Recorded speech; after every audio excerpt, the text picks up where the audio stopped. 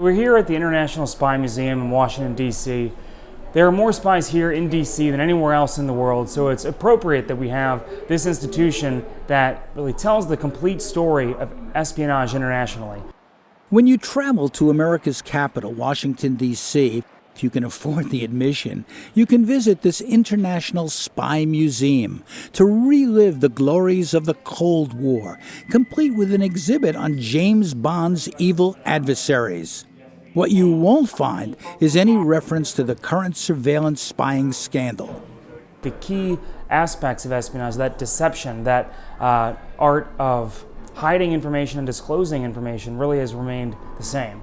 And this is the capital of it, Washington, D.C. Absolutely. Washington, D.C. is certainly the capital of espionage. And the capital of deception in many ways. Yes, absolutely. Outside of Washington, in the Maryland suburbs, is the capital of that capital. Merge onto K9 Road, then your destination will be on the left. The National Security Agency. This super secret spy agency is not hospitable to tourists or most reporters who want to know what's happening now. We found that out when we were told we were not welcome at this heavily guarded federal facility. It has more than 30,000 employees, 32 miles of roads across 325 acres. We were threatened with a $500 fine for even asking about entering, although later the NSA gave us some footage. These students at a nearby local university were threatened with arrest for photographing an NSA building on their campus where whistleblower Ed Snowden once worked. Yeah, you can't take pictures. You can't take pictures in Nova? This building, you can't take pictures. Not at all? What about... NSA used to stand for Never Say Anything. This has changed because the surveillance state is in the news every day. Americans know it exists, but few really understand what it does and how. To find out, also, don't bother visiting the NSA website. I'm often asked the question, what's more important, civil liberties or national security? It's a false question. It's a false choice. At the end of the day, we must do both. You will only find out what they want you to know, that they are here to defend and protect you. They claim to be accountable in legal and moral terms. We have to find the way to ensure that we support the entirety of the Constitution. That was the intention of the framers of the Constitution. That's what we do on a daily basis at the National Security Agency. How true is that? We will investigate the claims and the realities in this episode of America's Surveillance State.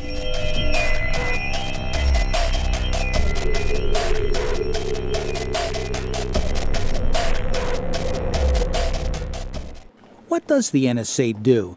It's a simple question, but because it's a top-secret agency, a clear understanding has been hard to grasp.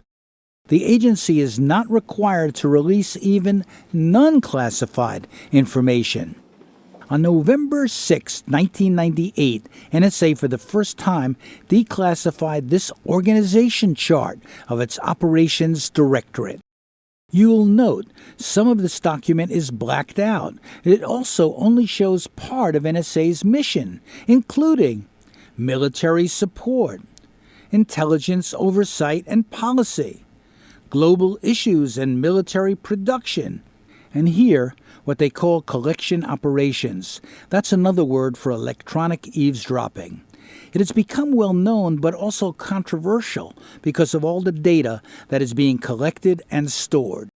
You have this incredible advances in technology that enable much more collection than ever was possible, and an increase of secrecy around the program. So it's very unclear still, not just what the government is doing, but what legal authorities it thinks allows it to do what it's doing. Mike German, a veteran undercover FBI agent, knows surveillance techniques because he's used them. It's an enormous problem for the government to know more about the people than the people know about what the government's doing. And what we've seen since the terrorist attacks of 9/11 is that a lot of the legal restraints that kept the government in check after a previous era of abuse were relaxed or removed completely in many cases. The NSA was created secretly 60 years ago, not by Congress, but by the president. as a tool of the Cold War, but it always got less attention than the spooks, spies, and assassins who built the CIA's mystique as the invulnerable and omnipotent overthrower of governments and silencer of America's enemies. CIA scandals, including a recently leaked document detailing its role in torture and abuse, became well known, even as the NSA's better funded operations were downplayed because they were considered the province of super nerds, boys with toys like satellites, cables, and supercomputers. NSA hires more mathematicians than any other federal agency. Ray McGovern was in the CIA and rose to become a briefer of presidents. He worked for 7 presidents and 9 directors of Central Intelligence. He says he joined because he believed in the mission. The ethos of intelligence work that attracted me was symbolized by the scriptural quote on the foyer of the CIA's new building. It was new in 1963 when I came on under John Kennedy, and it said, "You shall know the truth, and the truth shall set you free." Okay, and I said, looked at that, and I remembered the constant dictum of my Irish grandmother: be truthful and honest, and then you won't give a damn what anyone says about you. Okay, and so I looked at it and I said, well, Grandma, if that's true, no pun intended, it's going to be a good place to work. Eventually, like many professionals, he became disillusioned, retiring early. As a member of the intelligence community, he came to know the NSA's work well. NSA did play a role. We learned things about the Soviet Union we never would have known before.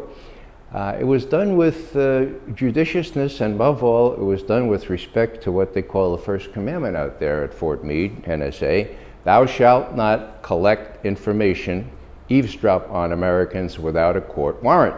That was the rule. That was the first commandment. When Cheney came in, he called General Hayden, who was head of NSA at the time, he said, "General Hayden, I know about that first commandment at NSA. I know about that. Forget about it. Forget about it." And that was before 9/11. So the decision for the NSA to begin collecting information on everyone and everything started with an order from above. Oh, sure. It was Dick Cheney and George Bush. The other thing, of course, that needs to be said is that the technology allowed that for the first time. And so when you had the sort of the rubric here, collect everything, which clearly is their motto now, collect everything.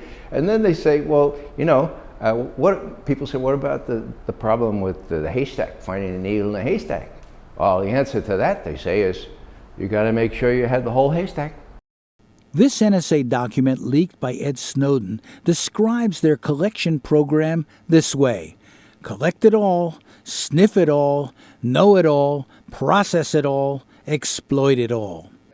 NSA whistleblower Russ Tice says the agency is still downplaying its collecting process to make it sound harmless. They're lying about what they have and their capabilities and what they're doing. They're archiving everything. Their idea is, we'll archive everything. We're going to take everything. And then they say, oh, well, we don't collect. Well, then they're lying, of course, but their definition of collect is to have some human analyst look at this email or listen to this phone call or whatever. Well, of course, that's nonsense. They've collected it, and they have it for for an indefinite period of time, but they're not going to call it collected until someone looks at it. And of course, there's no way we have enough humans on this planet to listen to every communication that happens. They are also not talking about how collecting everything makes it harder to produce relevant intelligence. Is there a danger of valuable information getting lost because so much is collected? I mean, this is what they said after 9/11. They had information about these hijackers, but nothing was done because there was so much information they couldn't figure out who to go after. And the Boston bombers and the underwear bombers and the shoe bombers, all these things, because they say you got to look for a needle in the haystack. Well, part of my job in that world was to make sure to limit the size of the haystack. That way you don't have as much hay to go through to look for the needle. And what they're doing is just dumping on more hay. You don't have a haystack anymore. You have a mountain of hay. to go through. State surveillance today is now cheap, it's undetectable, it's pervasive, and it's available at the click of a mouse. As a result, entire populations, rather than individuals, now live under constant surveillance. Whistleblower Ed Snowden went through that hay and saw a lot of disturbing images, wars, and abuses. As a network administrator, he had access to all the databases and soon realized that he had the power to spy on anyone. In a video prepared for a televised debate, he explained. Despite policy, I, as an NSA analyst sitting at my desk, had the technical authority to wiretap anyone, from a federal judge to the President of the United States, without getting out of my chair, as long as I had a private email address. And that's not a boast. In fact, some of these cases have already happened. In 2009, the New York Times reported that an NSA analyst used our state surveillance infrastructure to improperly access Bill Clinton's email. And other NSA workers have used state surveillance to spy on their lovers, ex-girlfriends, and other individuals who are obviously not suspected of any crime at all or any kind of wrongdoing. It's important to note that none of those individuals were ever charged with crimes. And we have to ask ourselves, why is that? Journalist Glenn Greenwald has now released some of Snowden's documents in his new book that confronts the NSA head-on. The same rhetoric is constantly invoked, which is if you shine a light on what we in political power are doing in a way that we haven't authorized you to do, you're going to have blood on your hands. I mean, there's an obvious irony to being accused by a U.S. general who served in Iraq, of all places, of having blood on your hands or causing the death of innocent people. Nobody could ever surpass Keith Alexander and his fellow generals in their ability to do that. What we've seen is a expansion of what we call secret law, where they're either working under authorities that the American public doesn't know about, or even worse, there is a law in the books, but they're interpreting it in a way that an objective reading of that law wouldn't ordinarily allow. The NSA in the hot seat. Documents leaked by Edward Snowden show that the NSA may have been spying on Chancellor Angela Merkel. An old mobile phone number she used is listed in those documents. Germany, not happy. Soon, thanks to the Snowden disclosures and media investigations, we found out that the NSA was collecting intel on 122 foreign leaders, even U.S. allies like the Chancellor of Germany and the President of Brazil. 35 leaders had their calls monitored. For Germany, it is unacceptable that the mobile phone of our federal chancellor may have been subject to surveillance activities by our American partners. For us, spying on close friends and partners is totally unacceptable. The NSA speaks of its work in neutral and non-threatening language, using terms like collection, telephony metadata. What does that mean? We asked former FBI undercover agent Mike German. I mean, you would normally think in the terms of the Fourth Amendment that any time the government is collecting information about you, gathering it, putting it in a government database, that would be collection. But often the way the authorities that govern government surveillance are interpreted, sometimes the acquisition of information versus the collection of information are two different things, and they're only considering it collected once a human being has actually put eyes on it and processed the information. In May 2014, former NSA Director Michael Hayden shocked a Washington audience when he said that the NSA uses metadata to kill people, a reference to NSA providing intelligence to military units using drones to assassinate people the Pentagon and the White House consider enemies. Hayden quickly backtracked, saying, "We don't do that in the U.S." Okay. We kill people based on metadata. But that's not what we do with this metadata. Okay. Thankfully. Wow, I was working up a sweat there for a second.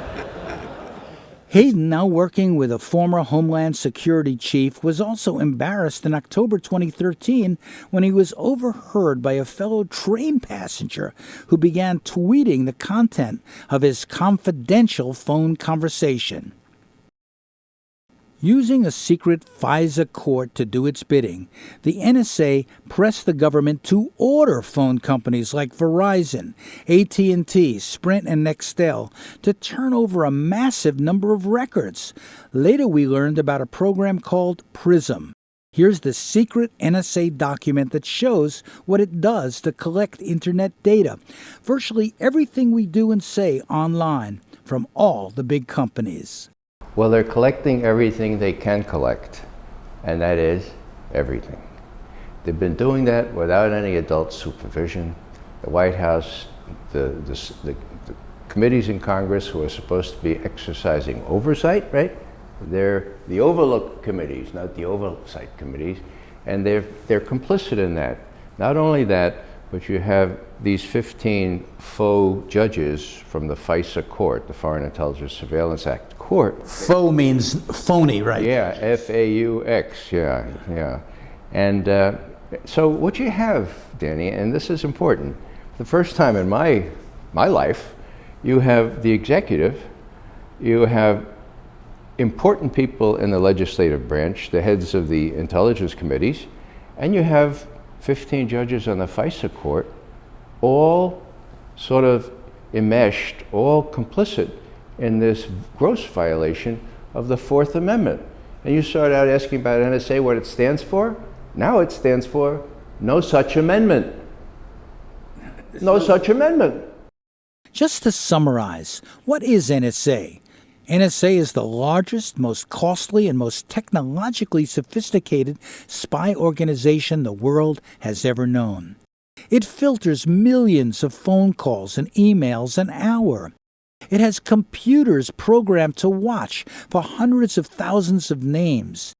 Its computers cost tens of millions and carry strange names like Black Widow. They run at special speeds most of us have never heard of, hundreds of teraflops that can lead to hundreds of trillions of operations per second. NSA headquarters is 4 times bigger than the U.S. Capitol. I love the place. I went into the military and the Air Force when Ronald Reagan was president. I was full throttle. We were fighting the Cold War against the evil Soviet Union, and I was a full believer. I mean, I was gung ho, and you know, I'd be the guy that would get in early and stay late, and you know, I wanted to do my job, and I loved the place. Russ Tice typified the NSA mentality. A space engineer, he believed in their clandestine mission and was totally dedicated. He worked in super-secret so-called black world programs until he discovered that the satellites were not just spying on America's enemies. In one of these programs, I found out that we were using satellite technology to spy on American citizens. Spy on American citizens? Yes. Not supposed to do that, right? No. In NSA, every 6 months, you go through a program where they drill it into your head, maybe we call it UCID 18, that you will not spy on Americans, and for one incident of spying on Americans, you can go to jail for 5 years, for one incident. And they drill that into your head, and we all believe that we will never do this to our fellow citizens. William Binney was a 40-year veteran of NSA who also went off the reservation because he saw the agency straying from its job. He was interviewed by Democracy Now! The Congress and the administration have been fed by the intelligence community what I call techno-babble. In other words, they're being bamboozled into thinking a certain way, that they have to do this in order to get terrorists, and that's simply false. Speaking of terrorists, the most dramatic NSA story we heard came from Thomas Drake, who became an executive at NSA on the day of a terrorist attack, September 11th, 2001. Almost 3,000 people were murdered. The workforce knew that this was not just a passing crisis. The workforce knew that we had utterly failed the nation. We under the Constitution, the preamble of the Constitution, government has 2 primary responsibilities. One is to provide for the common defense, the other is to provide for the general welfare. Here we utterly failed. We had not kept people out of harm's way. We had not protected the nation. There was a feeling of guilt there because the NSA had information on some of the men who skyjacked those planes that were flown into buildings, but they did not share it with other agencies. Thomas Drake became an eyewitness to how the agency changed. So I became eyewitness to NSA unchaining itself with the approval and the mandate of the White House, unchaining itself from the Fourth Amendment, literally, and entering into a mass surveillance regime, the likes that history has never seen before. As he became critical of the agency's failures, he became a whistleblower and faced years in prison for going public with NSA failures. Unlike Edward Snowden, he did not leak masses of documents. That was one of the fundamental rules, whether it was oral communication, whether it was written, electronic, or later on even in hard copy, it was all unclassified, period. What's not appreciated is that Snowden has been as careful in assembling information as he has been in disseminating information. If I had just wanted to harm the U.S., you know, that you could shut down the surveillance system in an afternoon. But that's not my intention. And I think for anyone making that argument, they need to think, if they were in my position, and you know, you live a privileged life, you're living in Hawaii in paradise and making a ton of money, what would it take to make you leave everything behind? Thanks to what we've learned from Snowden's disclosures, it seems like all of us have been reduced to the data we convey. When you engage in an electronic transaction, whether it's with your cell phone, with a regular traditional landline phone, with your credit card, with your computer, the transaction itself, the content of the communications is called content. You know, if you buy something at the store with your credit card, what you bought is considered content. But there are all sorts of electronic trails left, like crumbs, that often have a tremendous amount of very detailed information about you, particularly when it's gathered in mass. For example, who you called, when you called them, how long you were on the call with them, where you made the call from. That type of data collected in mass can reveal an awful lot of information about you. In May 2014, Washington finally took legal action against cyber spying by China, not the United States, even as some of the Snowden documents revealed that economic espionage is also in NSA's portfolio. The Chinese and U.S. critics laughed at what they called hypocrisy. The United States deliberately made up facts, using the excuse of so-called stealing of secrets online to indict 5 Chinese military officials. This has seriously violated the basic principles of international relations and damaged Chinese-US cooperation and mutual trust. Americans think it's okay if we spy on foreigners, but it's not okay if we spy on Americans, as if, you know, the rest of the world has no right to privacy at all. We are more worried about Al-Qaeda than, I think, any nation state as a threat to American lives. But nonetheless, I think we have to rein in an agency that has the ability to spy on any innocent citizen with impunity of any country in the world. I mean, when the world becomes the NSA's panopticon, even with a fig leaf of privacy around Americans, that to me does seem unacceptable, and it turns the whole world against us. Coming up next, the NSA and the press, how spying and intimidation has led America's mainstream media to push back and publish leaks and disclosures that would have once been unthinkable. The press versus the NSA, coming up next in this documentary series on America's surveillance state.